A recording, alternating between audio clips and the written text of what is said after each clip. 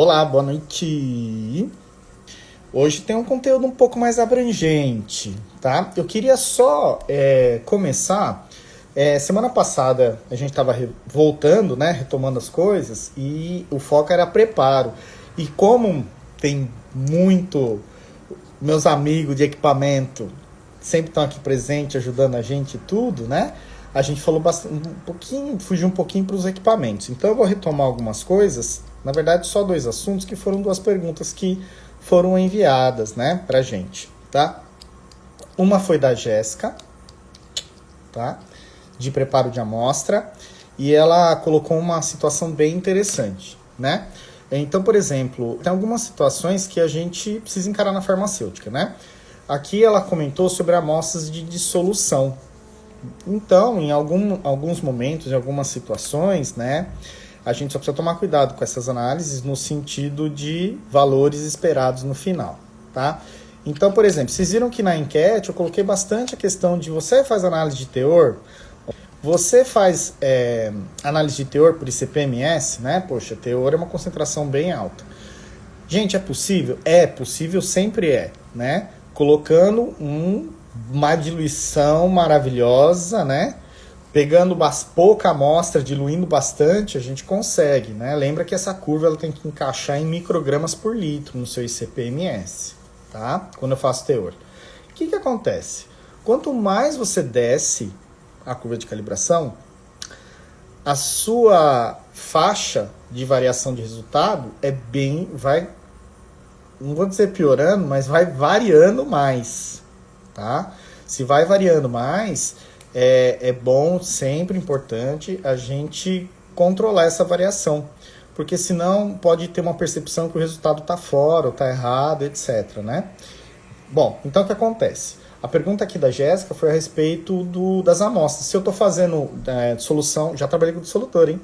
Se eu estou fazendo dissolução de comprimido, né, ou aparente, ou aquela liberação prolongada, eu vou fazendo as tomadas e eu já tenho a amostra pronta, já está, né, dissolvida bonitinho, né? Você já fez dissolução. Então, o que acontece? A dissolução já aconteceu. Então, você faz o filtrinho lá, e tem que usar aquele filtrinho, viu? De 14 micras lá, bonitinho, 10 micras, né? Tem de 10, de 20, isso aí faz um tempão que eu mexi, tá? E aí você pega, já está filtrada a amostra, não precisa se preocupar com essa filtração, né? Já está ok, pelo menos você está pegando aquela quantidade naquele momento. Só precisa tomar cuidado que aí para o ICP, sendo bem sincero, para o ICP eu talvez não usaria o filtrinho, tá? Lembrando que, né, a amostra não pode ter silício nem titânio, tá? Por quê? Quando você filtra naquele momento que você puxou a dissolução, você pode ter a amostra ali naquele momento, tá? Que não está totalmente dissolvido e tal, mas é aquele momento de amostragem que você quer avaliar. Naquele momento de amostragem, eu até abriria a mão, né, do filtrinho, tá? Coletaria a amostra tal qual, pegaria uma alíquota pequena e faria uma diluição, tá? Uma diluição. Essa diluição, aí eu anotei aqui uma sugestão, você pode trabalhar com ácido nítrico e peróxido, né? H2O2, peróxido. Fazer uma diluiçãozinha boa com esses caras aqui, aí vendo a proporção para entrar dentro da sua curva de calibração, lembrando que ela deve estar em ppb, né? Microgramas por litro, se a gente estiver falando de CPMS, tá? E junto com essa solução de diluição, eu colocaria um padrão interno, mas esse padrão interno com alma de surrogate, tá? E esse padrão interno, né, ele vai ter alma de surrogate, ele vai controlar a exatidão, sugestão e escândio, tá? Padrão interno pode ser qualquer um, tá? Desde que ele não tenha na sua amostra, tá? Desde que ele não tenha na sua amostra. E no caso de CP, né, ótica, a gente trabalha com aqueles elementos raros, né? CP ótico é mais fácil a gente trabalhar com ítrio. E CPMS, a gente tem uma gama de padrões internos, né, que a gente pode trabalhar. No caso aqui, para exatidão, o mais comum é o escândio. Então, você pode usar o escândio, por exemplo, adicionando uma concentração sempre conhecida ou preparando com diluente já, cálculo bonitinho do extrato. Então, ácido nítrico e peróxido é uma boa. Nós fizemos um método, né? A Grazi tá aí. Grazi que mandou bala. Põe dentro da cuba? Não. Tirou a amostra. Põe em Falcon. Pega tubo Falcon de 50, tá? E aí já tenta pegar volumetricamente, ou mais ou menos volumetricamente lá, a quantidade de amostra naquele momento, coloca no seu Falcon e completa com diluente. Esse diluente preparado, você pode ou já preparar com o padrão interno, ou então pôr o padrão interno no Falcon com a amostra, o diluente. Botou o diluente, fechou. Espero que dê tudo certinho.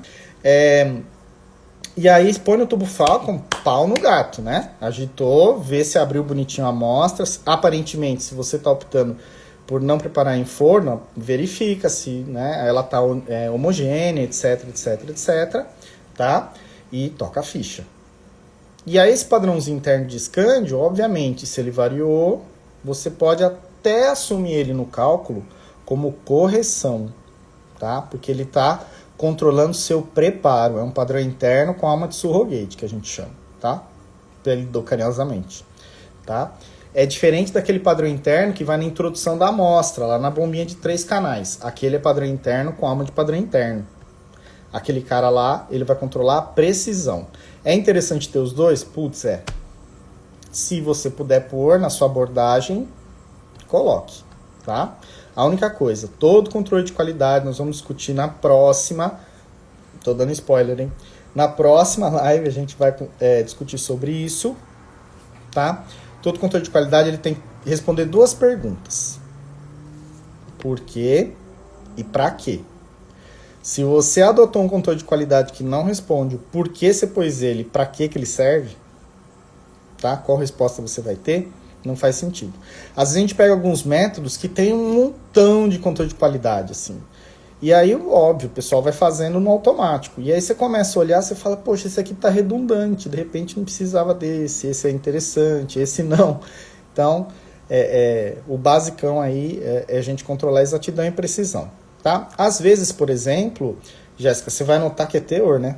Tá pulando lá de concentração. Você vai notar que, mesmo dá para você simular no software, né? Tirar e colocar o padrão interno. Sem padrão interno, se ele deu uma linearidade legal, passou nos controles de curva, né? Sem padrão interno, tudo bem. Você pode até não adotar o padrão interno, mas aí você precisa verificar isso. E se você fez um teste, uma sextuplicatazinha aí, para ver exatidão, com o padrão, com o surrogate, sem o surrogate, e viu que não teve grandes mudanças para esse tipo de amostra, você também não precisa utilizar. Gente, a gente tem que usar coerência, tá? E lembra que tudo que a gente adota e coloca mais de controle e tal, afeta a bancada. Afeta a bancada, afeta custo, afeta tempo, afeta saco. Afeta um monte de coisa, tá? Beleza? Nós tivemos também aqui uma questão do Alex, tá? O Alex, ele perguntou, ele tem um puta desafio na mão muito legal, ele trabalha com um monte de amostras diferentes, né? E atualmente ele adota chapa de aquecimento e comentou sobre uma migração, aí joia, e comentou sobre a migração para digestor, né? Os modelos que a gente pode indicar de digestor, aqueles que a gente falou, né? O Berghoff, tem o Milestone, tá? Que são 2 marcas conhecidas, e tem a 100, tá? E eu indico, porque é bem diferente as amostras que você faz. Então, se você pegar aquele Etios, eu falei Etios é carro. Etios da 100 com rotor, acho que de 15, o SK qualquer coisa 15, ele vai te dar bastante flexibilidade, tá bom? Beleza, encerramos a parte de preparo, certo? E agora vamos para a parte de instrumento, né? Pessoal, o tema, né, hoje é ICP-OS ou ICP-MS? Qual comprar, né? Ou já comprou, tá? Dentro dessa temática, tá? Eu estabeleci alguns critérios para a gente ir pensando. E dentro desses critérios, tomar uma decisão, tá? Então, por exemplo, O ICP ótico. O ICP ótico, a gente pode adotar uma regrinha, tá? Que se a curva do J for até 10 microgramas por litro, ok? 10 microgramas por litro, e você tem que fazer ainda teor dentro dos fármacos que você trabalha, dentro do universo da realidade sua. Então a gente tem teor e curvas até 10 microgramas por litro. Talvez o ótico seja interessante, tá? Para você utilizar. Ele vai acabar te atendendo, tá? Quais são algumas exceções? Se essa concentração for abaixo dos 10 microgramas por litro, aí a coisa complica um pouco mais. Ah, Fábio, mas tem ótico que pega abaixo. Sim, tem ótico que pega abaixo, mas aí o sofrimento acaba sendo maior dentro desse universo. Vai te exigir uma atenção maior, vai te exigir uma rota de reagente maior, um cuidado maior. E lembra que a gente está descendo a curva. Eu acabei de falar, quanto mais você desce a curva, mais tem uma variação de sinal, né? E aí a gente precisa tomar cuidado. Então, se a sua realidade é fazer teor, tá? Não necessariamente e trabalhar com as impurezas dentro da USP 232 ou 233 até o J é calculado até 10 partes por bilhão ou até 10 microgramas por litro, você pode optar por ter um ICP ótico no seu laboratório, tá bom? Normalmente a gente faz isso para alguns comprimidos, etc. Mas lembre-se, a gente precisa fazer esse estudo antes para ver. Por quê? Tem um outro ponto que o ICP ótico, quando a gente fala dos arsênio, mercúrio, chumbo e cádmio, que são os caras de rota de metais pesados que tem alguns fabricantes que apelidaram de Big Four, né? Dentro são os 4 mais chatos e mais difíceis de fazer, tá? Principalmente quando a gente trabalha nesse LQ, né? Nessa curva tão baixinha, tá bom? São esses 4, arsênio, mercúrio, chumbo e cádmio, tá? Porque são metais fatalmente que vai estar no processo, né? E vira e mexe, acontece alguma coisinha, aconteceu uma lixiviação lá, alguma coisa, migrou para a amostra, e aí tem que fazer o controle desses 4, que eles têm uma toxicidade bem grande, né? Então eles são mais exigentes quanto ao controle, tá? Só que acontece, quando você vai fazer arsênio e mercúrio nesses equipamentos, nessa concentração, lembra que quando a gente fala de USP, a gente está falando de fármacos, né? Fármacos tem toda aquela problemática sistemática de matriz, diversificação de matriz, problema de digestão, etc, etc, etc. Né? Então, esses caras acabam sendo mais desafiadores. Como eles são mais desafiadores, por exemplo, o arsênio e o mercúrio, a gente tem que usar acessórios extras de hidreto. Então, esse ICP ótico, a amostra vai entrar uma amostra, tá? E essa amostra vai virar 3 métodos. Então, eu tenho que passar essa uma amostra 3 vezes. Eu vou passar ela para os metais normais.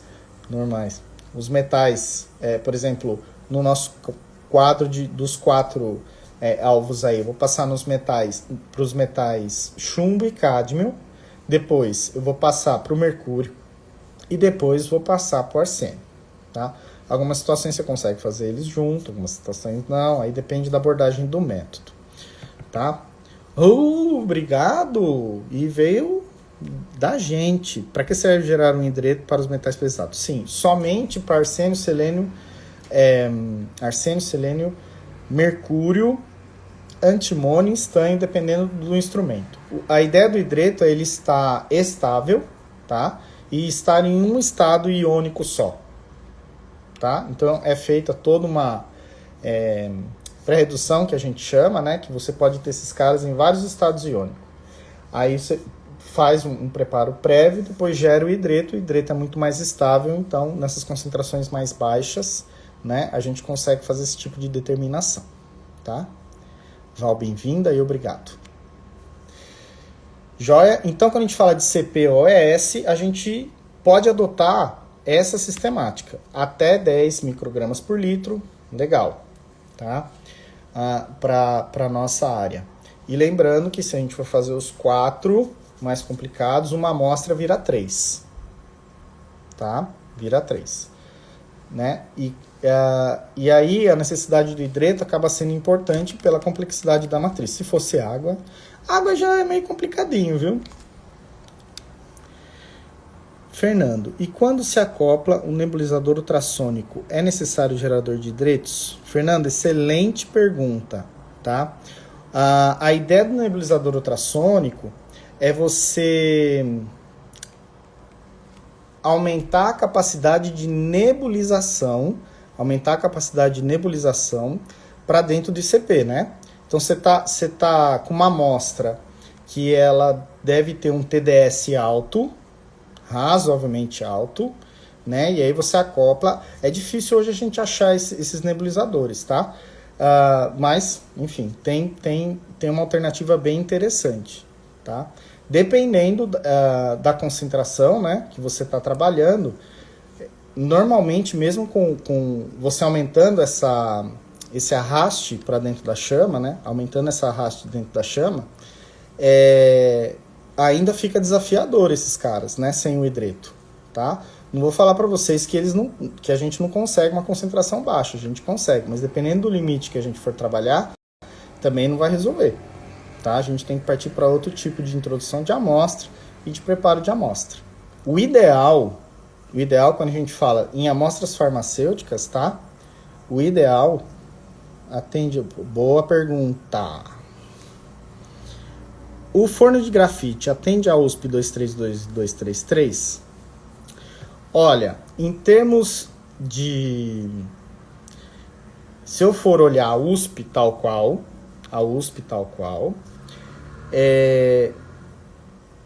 você vai ver que na revisão, né? Quando passou a revisão, eles deram um corte na absorção atômica, né? Sumiu a absorção atômica, eles falam, revisado por tal, assim, assim, assado. E aí lança o suplemento, né? E aí morreu, coitado, tá? Se eu for falar de sensibilidade, tá? Eu posso fazer uma metodologia em forno de grafite sem problemas. Qual que é o desafio? Quando a gente fala de USP 232 e 233, é a quantidade de metais por amostra. Lembra que o forno de grafite é monoelementar, é um por vez. Então, por exemplo, se a USP ela pede lá, daí depende da classe e tal. Se ela pedir, vamos supor, 5, né? Você viu lá na sua rota bonitinho e 5 metais é o que você precisa caracterizar. Você vai ter que pegar uma amostra e passar 5 vezes no forninho. Tá? A ideia da revisão da 232, que ela foi revisada, né, é tirar uma técnica monoelementar e passar para uma técnica multielementar. Tá? Então, em termos de capacidade de concentração, ok. Agora, trampo, talvez inviabilize. Tá? Porque aqui a gente está discutindo, por exemplo, ICP ótico. Uma amostra vira 3, para eu tentar atender o escopo completo. Tá? Uma amostra vira 3. Com aquela limitação do LQ, tá? Imagina um forno de grafite, que aí uma amostra pode virar 22, né? E obviamente que tem alguns elementos que... a Gabi, por exemplo, ela faz análise de ósmio, né? Aí forno de grafite, lâmpada de ósmio, eu acho que não vou falar que não existe, mas eu nunca vi, né? Então vai complicando nesse sentido a viabilidade. Como eu falei hoje, estou dando uma capacitação aqui na cidade de Sorocaba, né? E eu falei, nem tudo que é possível é viável, tá? Nem tudo que é possível é viável. Então, aqui o forno de grafite é possível, mas não vai ser viável aí para esse tipo de aplicação que a gente está falando. Tudo bem? Beleza? Então, no caso de eu optar por comprar um ICP ótico, eu levo em consideração se eu vou fazer os 4 metrais. Lembro que uma amostra vira 3, no mínimo, tá? E que o LQ de curva a gente pode trabalhar até 10 partes por bilhão ou 10 microgramas por litro, né? Você calculou seu J lá e deu 10 microgramas por litro, tá bom? Aí é o benefício-compromisso que a gente sempre fala, a balancinha da verdade. Tá bom? Bom, e com relação ao cenário de CPMS? No caso de CPMS, a gente vai trabalhar da seguinte forma, né? Se as suas curvas dão abaixo de 10 microgramas por litro, então tem que fazer arsênio, tem que fazer chumbo, tem que fazer cádmio e tem que fazer mercúrio abaixo de 10 microgramas por litro. É interessante trabalhar com ICP-MS, tá? Além de fazer aqueles elementos mais difíceis, tá? Mais difíceis. Isso é uma coisa que, assim, é uma vantagem muito grande. Outra coisa, o ICP-MS, uma amostra vira uma amostra, tá? Então, aparentemente, aquela economia que você tem do ICP ótico, na hora que você faz o investimento inicial, ela acaba se perdendo na operação, né? Porque uma amostra vira 3, né? Então, esse saving, o ICP-MS acaba trazendo. No entanto, que o ICP-MS, no início, quando ele foi lançado, ele tinha uma série de gente, tem que ter uma sala virada para Meca, etc, etc, etc.